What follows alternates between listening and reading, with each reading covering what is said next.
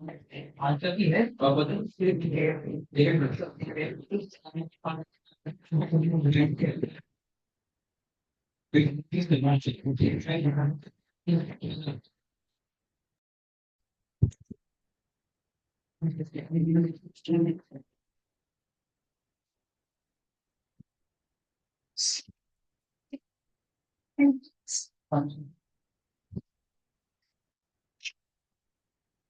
हाँ हाँ हाँ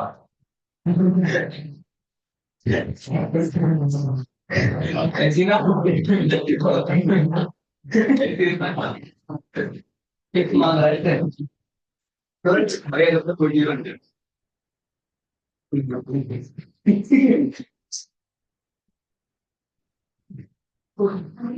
मैं तो आया आई ऑल्सो आई ऑल्सो नहीं है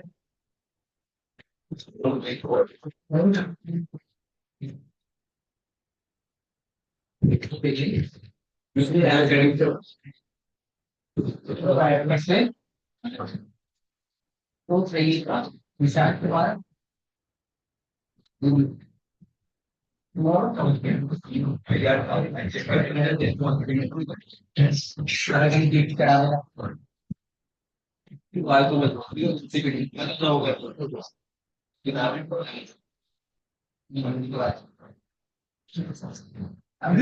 बहुत अच्छी रही ये बढ़िया था इंडिया में जनवरी से ऊपर एक बहुत अच्छी रही थी बहुत अच्छी एक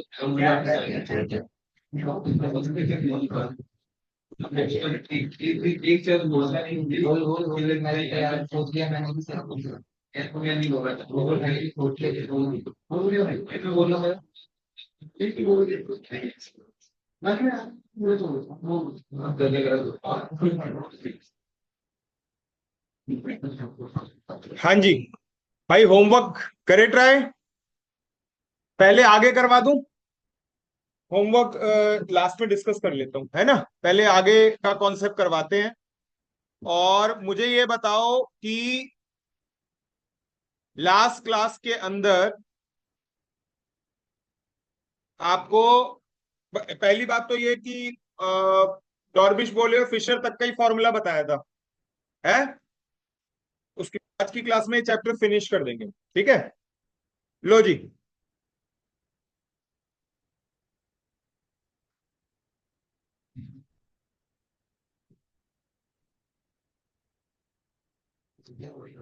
हाँ जी, ध्यान दो भाई प्लीज।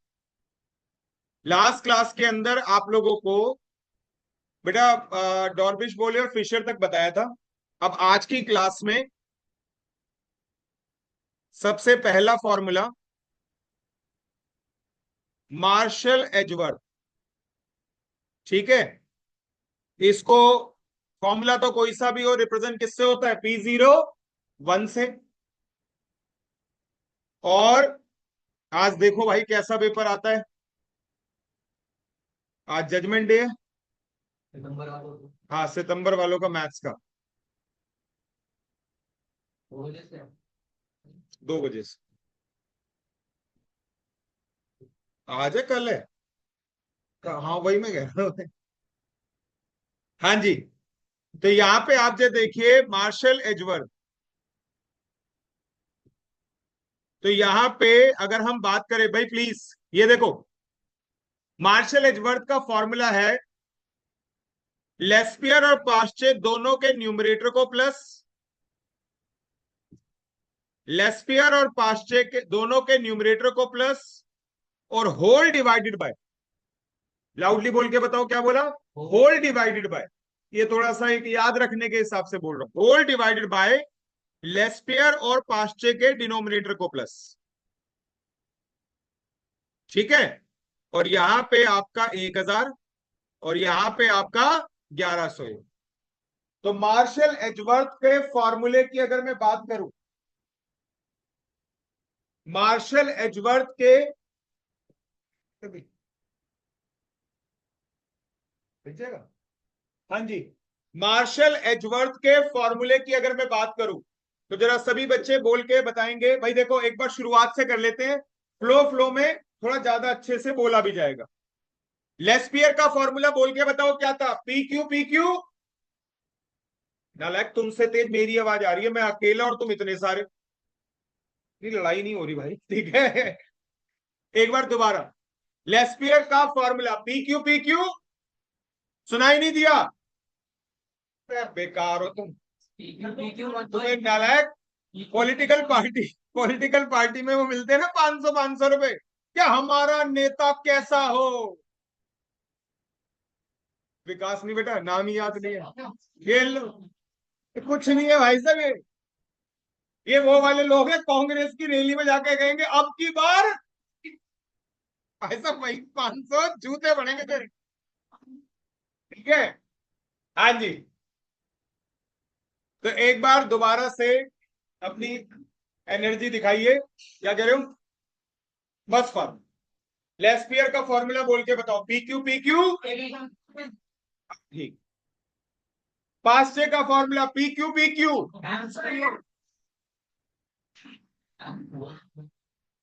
अबे दोस्त को आवाज नहीं लगानी, ठीक है। बेकार इतना ने छोड़ो क्या, ठीक है।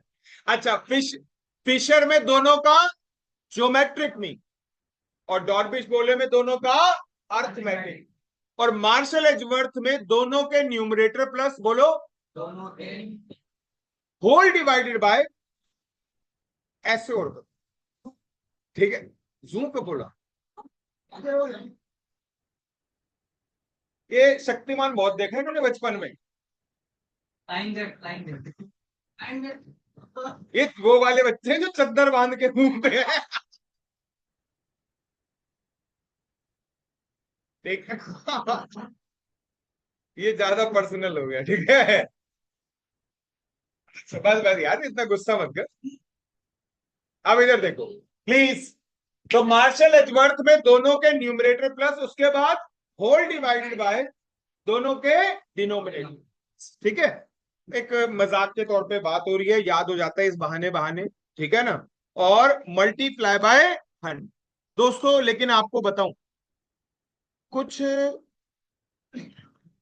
हाँ जी प्लीज ध्यान दीजिएगा। एक तो बातें कुछ बच्चों के माइंड में आती है, जैसे लेस्पियर का फॉर्मूला था पी क्यू 1000, है ना। तो ये बच्चों के माइंड में आती हैं ऐसी बातें, कहते Q0 से Q0 कैंसिल कर दो। मैंने कहा नहीं बेटा, नहीं कर सकते। इसलिए नहीं कर सकते क्योंकि Q0 अलग नहीं है, P1 और Q0 को मल्टीप्लाई करके क्या करा गया है, सम। P0 और Q0 को मल्टीप्लाई करके क्या किया गया है, सम। तो ये ऐसे आप जो अगर अगर किसी के भी माइंड में अब नहीं बाद में आ जाती है बात कि Q0 से Q0 क्या कर दो, नहीं कर सकते, ठीक है। अच्छा, मैं ये बता रहा था, इसको ना इसी को एक और तरीके से भी लिखा जा सकता है, और वो तरीका ये है कि आप क्या करोगे, यहां पे सिग्मा P1 कॉमन ले लोगे, और अगर कल को किसी बुक में मार्शल एजवर्थ का फॉर्मूला या कभी पेपर में या किसी एमसीक्यू में ऐसा लिखा मिले, तो ये मत सोचना कि गलत है, ये फॉर्मूला गलत नहीं है, सही है। हाँ, फिर दोबारा से ऐसी बात में ही तो बच्चे के दिमाग में आता है कि Q0 प्लस Q1 से Q0 प्लस Q1 कैंसिल, अरे नहीं नहीं नहीं, ऐसा नहीं हो सकता, क्योंकि ये पहले क्या हो रहे हैं, मल्टीप्लाई हो रहे हैं, फिर उसके बाद सम हो रहे हैं, तो इसका मतलब ये अलग से नहीं। तो आपका यहां पे मैंने मल्टीप्लाई बाय 100, ये आपका मार्शल एजवर्थ का फॉर्मूला बताया, ठीक है। उसके बाद आपका दो भाई रह गए, कौन कौन से, कैली और वॉल्श। तो कैली का फॉर्मूला देख लो, P01 sigma P1 Q upon में सिग्मा P0 Q, और मल्टीप्लाई बाय 100। बात आती है कि सर Q का मतलब तो बताओ, यहां पे कौन सा लेना है, बेस ईयर करंट ईयर, तो ये हो जाएगा Q0 प्लस Q1 अपॉन में 2। और लास्ट में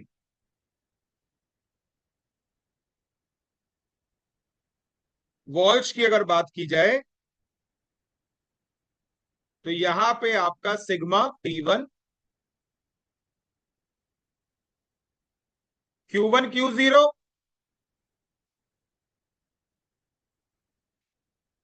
Q1 Q0, ठीक है।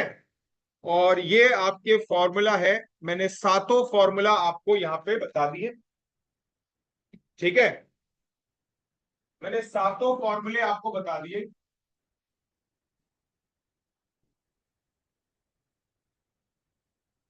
सबसे पहला फॉर्मूला था लेस्पियर, जिसका फॉर्मूला पी क्यू 1000।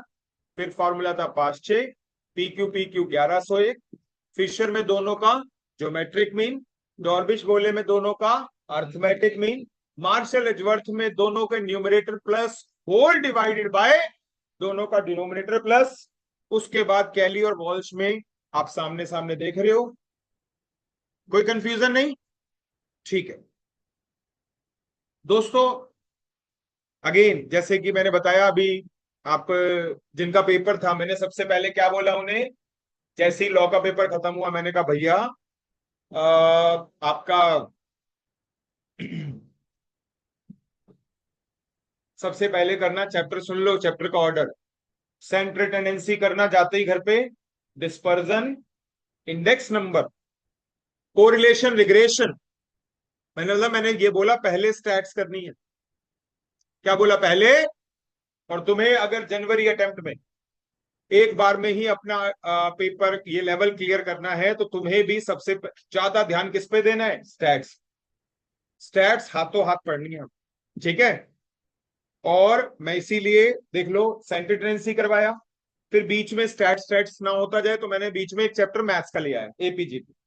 फिर मैं डिस्पर्जन करवाया, इंडेक्स नंबर जो आज खत्म कर दूंगा। अगली क्लास में अगर सब कुछ ही आज खत्म हो गया और अगली क्लास में मतलब डाउट्स बहुत ज्यादा नहीं हुए, लिमिटेड से हुए, तो मैं नया चैप्टर चालू कर दूंगा। और चैप्टर कौन सा करेंगे आपका, या तो रेशियो प्रोपोर्शन करेंगे, टीवीएम। ठीक है ना, या फिर इक्वेशन करेंगे। टीवीएम भी कर सकते हैं, लेकिन टीवीएम थोड़ा रुक जाते हैं, देखते हैं। हाँ ऐसा भी हो सकता है, तो एक मिक्स मैच करवा रहा हूं, थोड़ा मैथ्स थोड़ा स्टैट्स, ठीक है। और मुझे लगता है ये कामयाब होगा। कई बार मैथ्स करते करते बोर हो जाते हैं, कई बार स्टैट्स करते करते बोर हो जाते हैं, तो थोड़ा सा हमें ना इंटरेस्ट, अपनी तरफ से जो एफर्ट डाल सकता हूं मैं डाल रहा हूं, कि आपका इंटरेस्ट जितना ज्यादा मेंटेन कर सकता हूं उतना कर, है ना। तो फिलहाल यहां पे अब बात आती है, सर ये फॉर्मूले पे कैसे क्वेश्चन आएंगे बेटा। बेसिकली आपके कुछ क्वेश्चन तो लेस्पियर पास्चे के दिए भी थे करने के लिए, तो मुझे लगता नहीं है कि मुझे बताने की जरूरत है। आप लोगों ने अगर वो क्वेश्चन करे होंगे, कितने थे, 25-30 क्वेश्चन थे, 30-35 थे, तो उससे आइडिया तो हो गया होगा आपको कि कैसे क्वेश्चन आएंगे। अच्छा, उसके अलावा कुछ और नहीं आएगा, तो ये मार्शल एजवर्थ, कैली और वॉल्स के भी क्वेश्चन वैसे ही होंगे, अभी देख लेंगे हम इस चैप्टर के बाद। एक और स्टैट्स का चैप्टर नहीं देखेंगे बेटा, पहले मैं क्या करवाऊंगा, सेट फंक्शन करवा दूंगा, छोटा सा टॉपिक है, जल्दी हो जाता है। हो सकता है शायद एक क्लास या दो क्लास मैक्सिमम बस, ठीक है। अच्छा सुनो, मैं ये बता रहा था इसमें कोई अलग टाइप का क्वेश्चन नहीं, ठीक है। लेकिन हाँ, अब एक कॉन्सेप्ट बड़ी चीज है, वो सुन लो बेटा। अभी तक जो फॉर्मूले मैंने बताए, या बल्कि एक काम और कर लेते हैं, यहां पे ना आपको वो और सिखा देता हूं जो रह गया है, ये लिख लो बेटा। मैं अगर चलता रहा इसी हिसाब से, तो मोस्ट प्रोबेबली मुझे लगता है नवंबर नवंबर में शायद हम फिनिश हो पाएंगे। और अगर नवंबर में किसी तरीके से हमने पूरा कंप्लीट कर लिया, ठीक है, तो आप ये समझो दिसंबर और नवंबर का भी कुछ पोर्शन आपके पास पूरा होगा, किसके लिए, डाउट क्लास और रिवीजन के लिए। आपको अपने आप को कोई चैप्टर छूट गया या कुछ भी हो गया, रिकॉर्डिंग देख के उसे भी कवर अप करने का मौका मिलेगा। तो ये इसी टारगेट के बेसिस पे चलना है, ध्यान रखना जिस स्पीड से करवा रहा हूं उसके बावजूद भी आपका अक्टूबर के बाद नवंबर तक सिलेबस जाएगा। तो इस स्पीड में और इस quantity of amount of course जो एक दिन में हम कंप्लीट कर रहे हैं, इसमें कमी नहीं करनी, क्योंकि अगर इसमें कमी करी तो फिर वो सिलेबस क्या चला जाता है और आगे चला जाता है। फिर क्या है कि होने को तो सब कुछ हो ही रहा है, बट थोड़ा सा आखिरी में टाइम थोड़ा कम हो जाएगा। ठीक है, वो मुझे तो लगता नहीं फेवरेबल साइन है ना।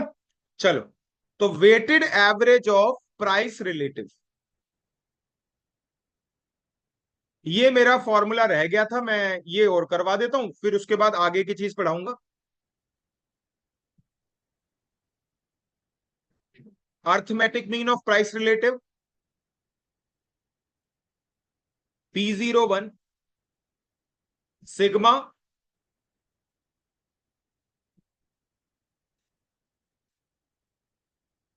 PRW अपॉन में सिग्मा W।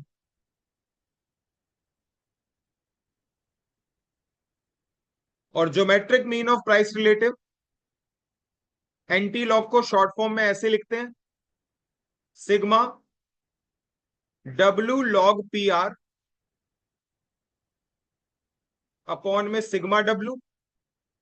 लेकिन पेपर में जो करने का तरीका होगा वो तो बिल्कुल अलग ही होगा, क्योंकि ध्यान है ना, geometric mean of price relative कैसे सिखाया था, सारे प्राइस रिलेटिव को मल्टीप्लाई करके फिर वो nth रूट निकालने वाला तरीका।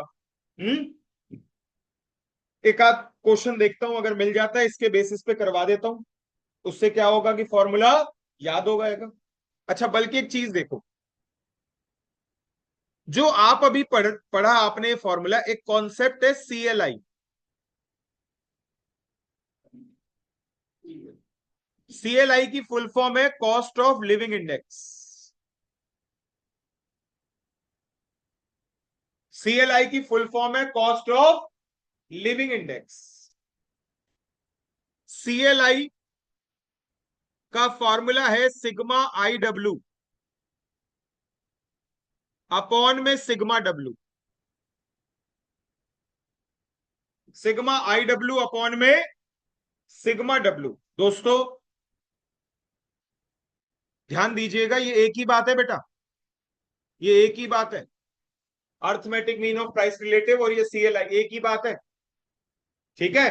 लेकिन arithmetic mean of price relative के नाम पे, weighted arithmetic mean of price relative के नाम पे क्वेश्चन ज्यादा नहीं बोलेंगे, CLI ज्यादा यूज होता है, बात दोनों एक ही है। अगर आप पूछो कि सर ये वैसे बताओगे कि CLI मतलब कॉस्ट ऑफ लिविंग इंडेक्स, तो ठीक है, मतलब क्या है, जब महंगाई बढ़ती है तो किसी भी फैमिली के खर्चे बढ़ते हैं, और फैमिली के खर्चे बढ़ते हैं तो इन्फ्लेशन की बात हो रही है, कोई नई चीज नहीं हो रही। तो आपका बेसिकली घर का खर्च कितने से बढ़ गया है, क्या बोला, घर का खर्च, उसी चीज को क्या बोलते हैं, CLI को, कॉस्ट नाम से। अब ध्यान से सुनो क्या बोला, CLI की full form cost of living index, यानी कि जीवन जीने के लिए जो खर्चों में इंक्रीमेंट हुआ है उसको बेटा जी क्या बोल देते हैं, CLI। और आपका weighted arithmetic mean of price relative और CLI दो अलग अलग बातें नहीं बल्कि सेम, ठीक है बेटा। अच्छा, अब एक काम करते हैं, क्वेश्चंस करते हैं इस पे कि भैया क्वेश्चंस में क्या आएगा क्या नहीं आएगा।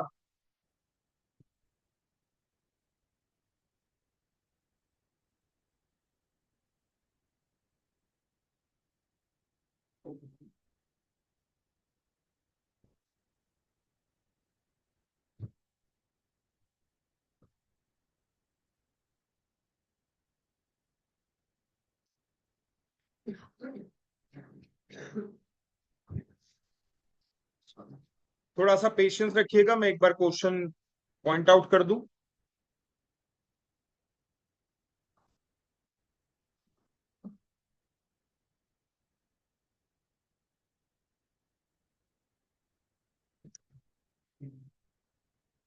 ये देखो, यहां पे लिखा नहीं हुआ लेकिन आप सबको बता दूं, ये CLI या फिर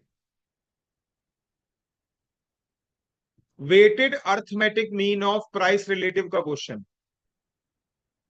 ठीक है। इंडेक्स नंबर दे रखा है, ये इंडिविजुअल इंडेक्स है। आप सबको पता होगा फूड का इन्फ्लेशन अलग होता है, क्लोथ का इन्फ्लेशन अलग होता है, फिर फ्यूल्स का और इलेक्ट्रिसिटी यानी कि पावर एंड फ्यूल का इन्फ्लेशन अलग, प्रॉपर्टी का इन्फ्लेशन अलग, मिसलेनियस चीजों में इन्फ्लेशन अलग। लेकिन मेरे घर में फूड पे भी खर्चा होता है, क्लोथ में भी, पावर फ्यूल पे भी, रेंट रेट्स पे भी, मिसलेनियस पे भी। तो मुझे पता करना है कि मेरे घर का खर्चा ओवरऑल कितने से बढ़ गया। क्या बोला? मेरे घर का खर्चा। तो आप उसके लिए weighted arithmetic mean of price relative या फिर सीएलआई जो बोलो उस हिसाब से लगाते हैं। मैं इसे आई ट्रीट करता हूं, इंडेक्स नंबर मतलब आई और वेट मतलब डब्ल्यू। फॉर्मूला क्या था देखो, CLI is equal to sigma W. एक मिनट जी बेटा, गलती से लिखा गया, सिग्मा आई डब्ल्यू अपॉन में सिग्मा डब्ल्यू। दोस्तों दिख रहा है ना सभी को? अब देखो, सुनो, कैलकुलेटर पे ही करवाना सिखाऊं ये। बेटा जब भी ये वेट्स ना इन जनरल पता है किसमें होते हैं? परसेंटेज में। किसमें होते हैं? मैं बता देता हूं, ये 35 का मतलब 35% है, ये 15% है। और बेटा आपको ना बिना डाउट करे अभी कंफर्म हो जाएगा कि ये परसेंटेज, इनका टोटल करो 100 आ रहा होगा, इनका टोटल करो 100 आ रहा होगा। आ रहा है? तो यहां पे पता है इसका परसेंटेज का मीनिंग भी समझाता हूं। यहां पे परसेंटेज का मतलब है कि मैं अपनी इनकम का 35% किस पे खर्च करता हूं? फूड पे, 15% क्लोथिंग पे, 20% पावर एंड फ्यूल पे। समझ गए आप? अब देखो क्वेश्चन कैसे करूंगा मैं। आई डब्ल्यू लेना है ना, ये देखो 425 आई और multiply by W 35 equal to, ठीक है। उसके बाद 235 इंटू 15 इक्वल टू, उसके बाद 215 multiply by 20 equal to 115 multiply by 8 equal to 150 multiply by 22 equal to, उसके बाद जीटी। ठीक है, पता है जीटी दबाते क्या आ गया? ये ऊपर वाला सिग्मा आई डब्ल्यू आ गया। क्या आ गया? सिग्मा आई डब्ल्यू आ गया। ठीक है, और जीटी दबाते ही ना डिवाइड कर देना 100 से,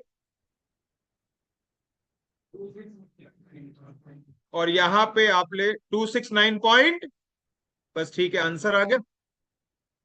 समझ में आया सबको? यानी कि पहले इस घर के खर्चे अगर सीएलआई या weighted arithmetic mean of price relative 269 हो गया, तो मेरे घर के खर्चे कितने से बढ़ गए हैं? 169। ये तो सबको याद है ना। अगर 150% कोई चीज हो जाती है तो प्राइस राइज कितना हुआ? 50%। अगर 60% कोई चीज हो जाती है तो प्राइस डिक्रीज कितने से हुआ? 40%। याद है सबको ये? क्योंकि मेजोरिटी ऑफ द क्वेश्चन जो तुम्हें कल दिए थे लास्ट क्लास में वो यही सब थे। बेटा पहले बताओ क्लैरिटी है इसमें? आसान है तुम्हारे लिए? चलो और देखते हैं। बेटा 41 होमवर्क दिया था ना? हाँ, नहीं दिया था? कोई बात नहीं। From the following data with 1966 as a base year, the price per unit of commodity A in 1966। बेटा देखो कितना बड़ा क्वेश्चन दे रखा है। अबे वैल्यूज का मतलब क्या सिखाया था तुम्हें? एक्सपेंडिचर। एक्सपेंडिचर का मतलब क्या बताया था तुम्हें? तो अगर वैल्यू को क्वांटिटी से डिवाइड करोगे तो प्राइस नहीं आ जाएगा?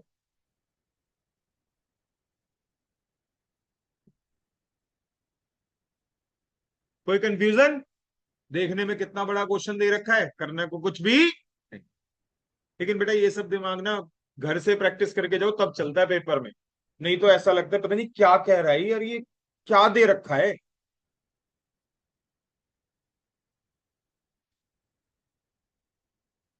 लो भाई, from the data given below price relative PR हो गया और ये डब्ल्यू हो गया। कहता है सुटेबल इंडेक्स लगाओ।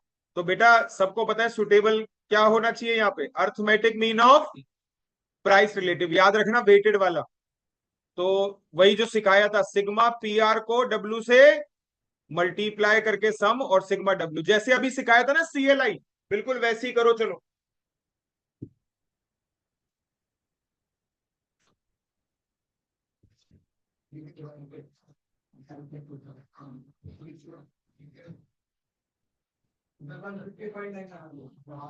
One 150 point. अच्छा यहाँ पे ना डिवाइड बाय 100 नहीं करना, क्योंकि इस बार वेट जो है वो किस में दे रखा है, रेशियो में। किस में दे रखा है, सुनो, एक याद रखना ये बात, सुन लो भाई प्लीज। ये यहां पे बेटा ध्यान दो, यहां पे ये आई जो है ना, क्या दिया जाएगा जिसको आई माने, प्राइस रिलेटिव लिखा हो क्या ट्रीट करना, आई।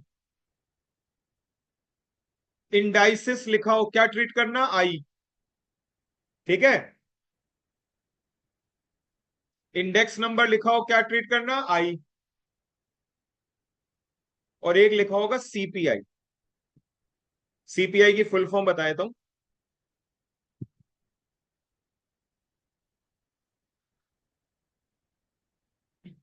कलर चेंज कर दे।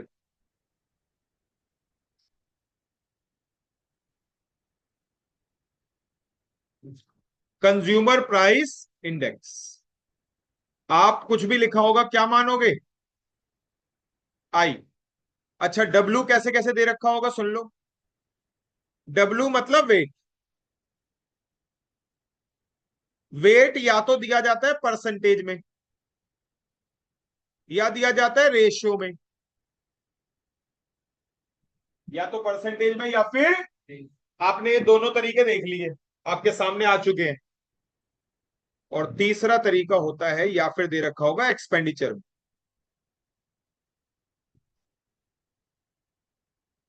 क्या दे रखा होगा, एक्सपेंडिचर। वेट तीन तरीके से होता है, या तो परसेंटेज में, या रेशियो में, या एक्सपेंडिचर।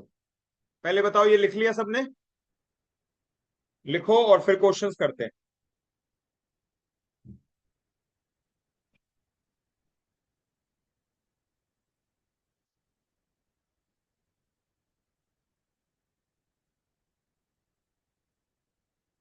डन हो गया अब, ठीक है दोस्तों, यहां पे आप लोगों ने निकाल ही लिया 150.9। बेटा कोई कंफ्यूजन है अभी क्या इस क्वेश्चन में, हाँ ठीक है, नहीं है, अच्छी बात है। श्योरली चलू ना आगे, ठीक है।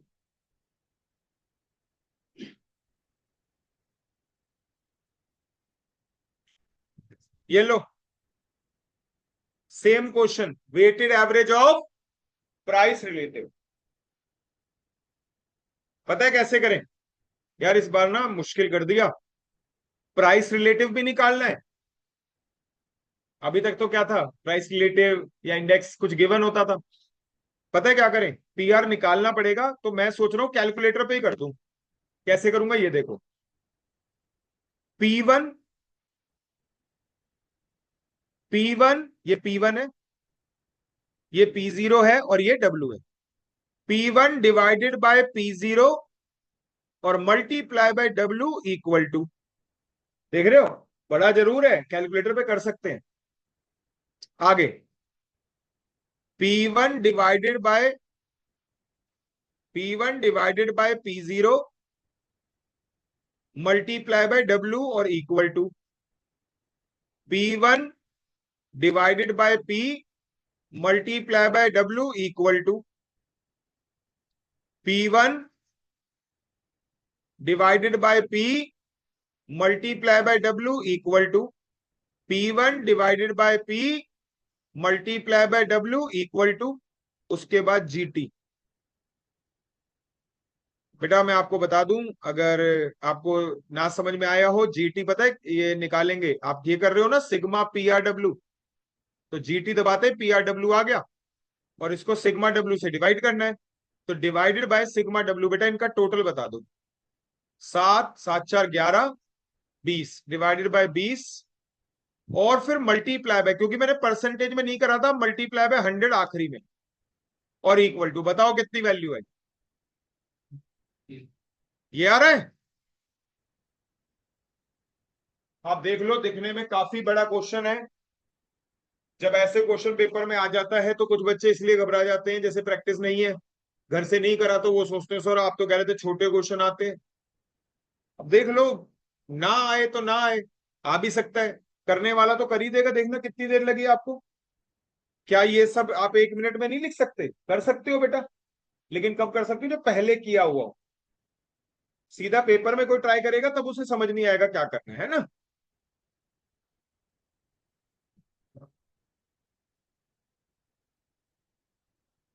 ठीक है मुस्कान। अच्छा बेटा, आ गया सबका आंसर? चलिए और कोई देखते हैं। अब मेरे हिसाब से भाई आपको ना, हाँ जी, आप लोगों को ये समझ में आ गया, ठीक है ना? आप लोगों को ये weighted average of price relative समझ में आ चुका है। ये 72 लिखो, अब आज का होमवर्क लिखो पहले। 72, 75,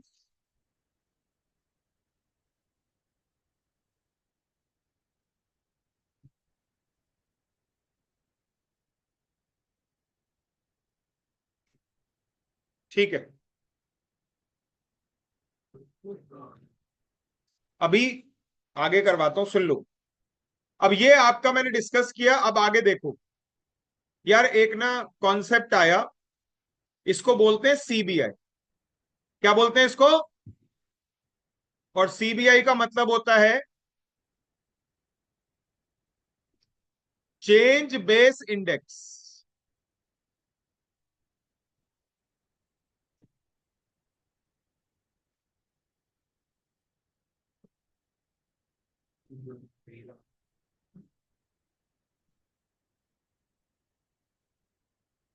हाँ जी, सीबीआई का फुल फॉर्म है चेंज बेस इंडेक्स। यार कुछ लोगों ने ना ये बोला कि सर आप ना स्टैंडर्ड ईयर से कंपेयर करने के चक्कर में बेस ईयर लेते हो। हमने कहा, कहते सर कई बार ना बेस ईयर इतना पुराना हो जाता है। आप सोच के देखो 2024 चल रहा है और आज भी गवर्नमेंट के डेटा में बेस ईयर कौन सा है? 2012। मैं दिखा देता हूं, ये देखो।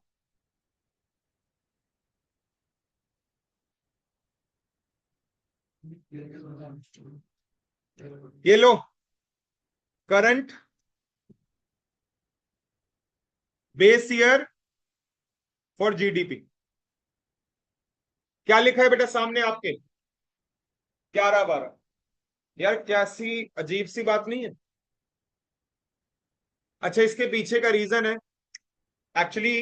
बेस ईयर पता है कई बार कब चेंज करते हैं ये? जब सेंसस करते हैं ना, हर 10 साल में एक बार सेंसस होता है।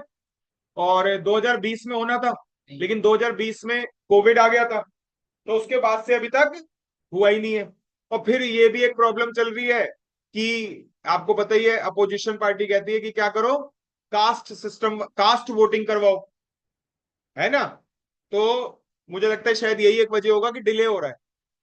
और इसी वजह से बेस ईयर आज भी क्या चल रहा है? 2011-12। तो बेटा मैं आपको बताऊं, कुछ लोगों ने ये कहा कि सर आपका जो अभी तक आपने कॉन्सेप्ट पढ़ाया ना सब बच्चों को, वो था FBI, federal bureau of investigation नहीं, फिक्स बेस इंडेक्स। क्या बोला? जिसमें बेस ईयर फिक्स होता था। तो कुछ लोगों ने ये कहा कि सर उसमें प्रॉब्लम है, बेस ईयर कई बार फिक्स के चक्कर में इतना पुराना हो जाता है कि उससे कंपैरिजन करना मीनिंगलेस हो जाता है। जैसे एग्जांपल के तौर पे, कुछ मैंने ऐसे लोगों को देखा, मतलब सीनियर लोगों को जो रिटायर्ड हैं और बातें करते हैं, उनको अपने बच्चों की इनकम चाहिए 1 लाख रुपए महीना भी नहीं, 2 लाख रुपए महीना, 5 लाख रुपए महीना, और ज्यादा हो जाए तो अच्छी बात है ना? लेकिन अगर जब महंगाई की बात आती है, तो महंगाई में वो अपनी 80s के टाइम में चले जाते हैं कि जी ये चीज तुम्हारे जितना था तो मुझे 1 रुपया मिलता था, और भैया 1 पैसा मिलता था। ऐसी बातें बोल देते हैं ना घर वाले। तो बेटा एक बात बताओ कि जब उन्हें 1 पैसा मिलता था या 1 रुपया मिलता था, तो कमाते भी तो 50-100 रुपए ही थे, है ना? जब पैसे मिलते थे शायद मैंने सुना है कमाई होती थी 15 रुपए, 20 रुपए, 25 रुपए ऐसे। और तो खर्चे के हिसाब से कमाई होती है ना। अब लोगों का मन क्या करता है, कमाए तो हम 5-5, 10-10 लाख रुपए महीना, खर्च कैसे करें? 1 पैसा, 2 पैसा। तो आई थिंक समझ में आता है ये कंपैरिजन कैसा है, मीनिंगलेस है। कैसा कंपैरिजन है ये? मीनिंगलेस है। तो दोस्तों मैं आपको बताना चाहूंगा प्लीज, इसीलिए एक नया कॉन्सेप्ट आया जिसका नाम क्या रखा गया? सीबीआई। और जिसमें कहा गया कि हर ईयर को कंपेयर करो उसके इमीडिएट पास से, प्रीवियस ईयर से। ये ऐसा समझ लो कि जैसे एग्जांपल के तौर पे आपके पेरेंट्स आपके सीए फाउंडेशन के मार्क्स को आपके नर्सरी के मार्क्स से कंपेयर करें, है ना? आपके सीए फाउंडेशन के मार्क्स को किससे कंपेयर करें? नर्सरी की मार्कशीट इस हाथ में और सीए फाउंडेशन की मार्कशीट इस हाथ में। दोनों को कंपेयर करते ही, पहले सब्जेक्ट में कंपेयर करा, मार्कशीट छोड़ते ही चाटा 200 की स्पीड में। और अगर पूछ लिया क्यों, तो एक और। ठीक है, खैर इधर सुनो, ये कंपैरिजन मीनिंगफुल होगा? नर्सरी के मार्कशीट और सीए फाउंडेशन की मार्कशीट, क्या कंपैरिजन मीनिंगफुल होगा? बिल्कुल नहीं होगा। नर्सरी काफी मुश्किल होती है बेटा। 5 फलों के नाम, 5 सब्जियों के नाम, और इस 5 फलों और 5 सब्जियों के नाम भी तो पूछे जाते थे। तुम्हारा बोर्ड अच्छा नहीं था, ठीक है। वैसे एक बात बताओ, चलो एक चीज देखना, मैंने एक नोटिस करा कि बच्चे ना फ्रूट्स नेम या वेजिटेबल्स नेम नर्सरी में कितने सीखे थे? 5। भाई साहब आज 12th पास हो चुके हैं, 5 तो फ्लो फ्लो में बोलते हैं। फिर उसके बाद कह रहे हैं, और ट्राई करते हैं। बेटा आपका नाम बताओ। सैफ। ठीक है, अब इसी से शुरुआत करते हैं। भाई एक काम कर, इंग्लिश में बोलना कभी कि संतरा नींबू और शुरू हो जाए। हाँ, जल्दी से बता, फ्रूट्स नेम बता भाई, प्लीज 1 मिनट, फ्रूट्स नेम देख लो। 5 के बाद भाई साहब स्पीड डाउन हो जाती है। कोई बात नहीं, इससे बात करते हैं बेटा। नहीं नहीं, तेरे से तो बेटा तेरे से बात नहीं कर रहा, ठीक है? हाँ जल्दी से बता। दीपक नाम है?